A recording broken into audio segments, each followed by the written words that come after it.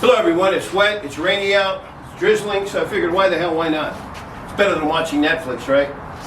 Let's talk about the iron fist and go through a couple of the motions that I find kind of unique within the form. And one of them is to where you go within a dragon hand into a crane's beak into a snake hand.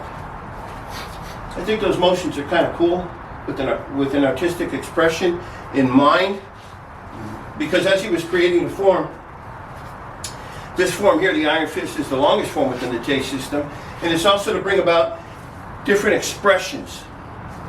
What do I mean by expressions? Different hands and feet combination that can be done. So from in here we have this motion here, right? We have this motion, which can be done to where you're blocking and striking, to where you're capturing and striking, to where you're blocking and ripping across the eyes, to where you're blocking and then changing and striking to the throat, to where you're moving and striking to the throat. So this arm here can be used in that functionality to where you're here and you're twisting, twist, twist, grab. Block, grab, twist, strike. And there's many different expressions to that.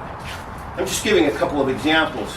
Once again, this is an artistic expression shown within the form.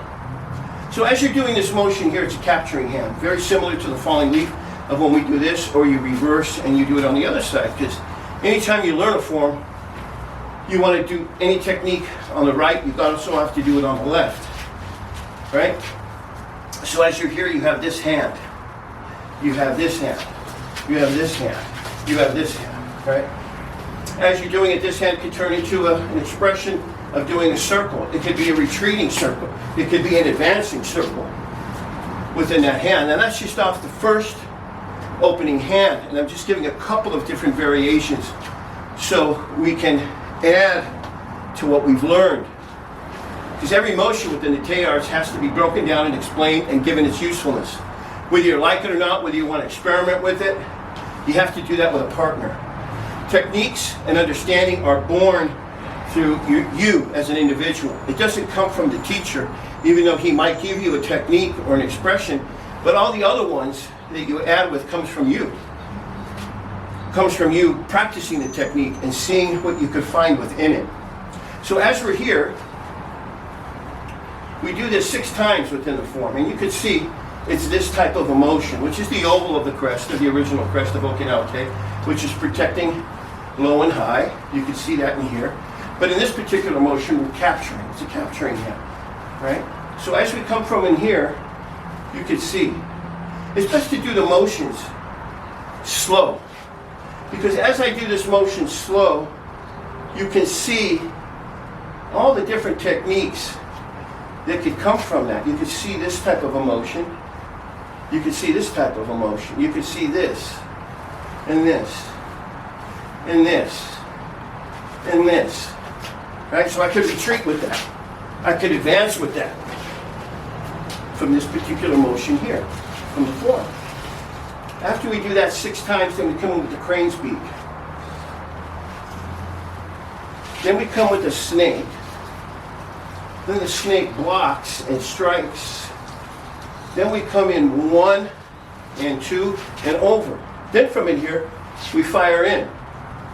We come across, we drop, we come up, then comes 1 and 2 and in. So from those motions, you can see 101 different variations, understanding principles, backups, and so forth. Because you could be here talking to someone, this could be a strike. This could be a strike and rip if you happen to grab his ear. This could also be if you're turning the man, you spin him, and as you spin him, you do a lip pull. Or you do an eye strike to his eyes as he's turned. Right? This motion here. This motion here. This motion here. Right? This motion here to where you strike and then come up, or strike, strike, as you're doing the motion of the dragon. 2 dragons trying to catch the pearl. These are supposed to be the eyes of the dragon. And there's much more detail on it that we'll get into later if you so desire. But as we go through the form,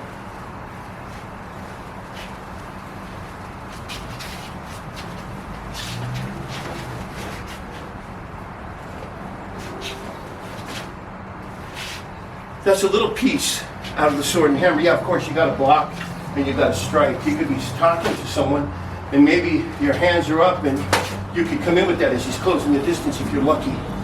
That's a lucky strike. No relationship to the cigarettes. But as you hear, you could be here and you could shoot that right to his eyes.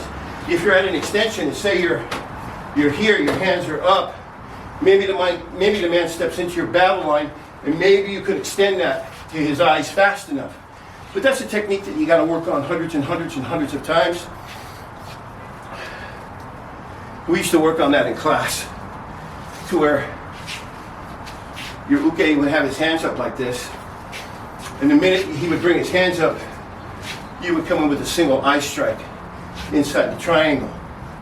Right? So he would be here, he'd bring it up, and then you have to shoot that in. Just to test your speed and so forth. It was kind of cool. And then later on we worked with the string with the dragon to keep the circles in.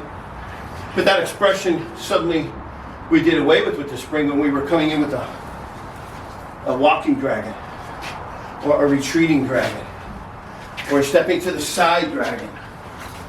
Right? All those moves suddenly changed because as you're blocking, this could come in underneath. See, you could strike with that to his crotch. Right? This hand's blocking, maybe grabbing his hand, boom, you're coming in. And the hands, when you're doing techniques, can change. It doesn't always have to be a dragon hand. It can be if you're just performing that with that particular artistic expression. You normally want to keep it dragon. But if you happen to hear and you want to come in with a hard hitting hand, you can. And those, well, I'll get into later on what those hands mean. Left angle, right angle, low angle, and how they're used and broken down to create kata. All the best, guys. I'll speak to you soon.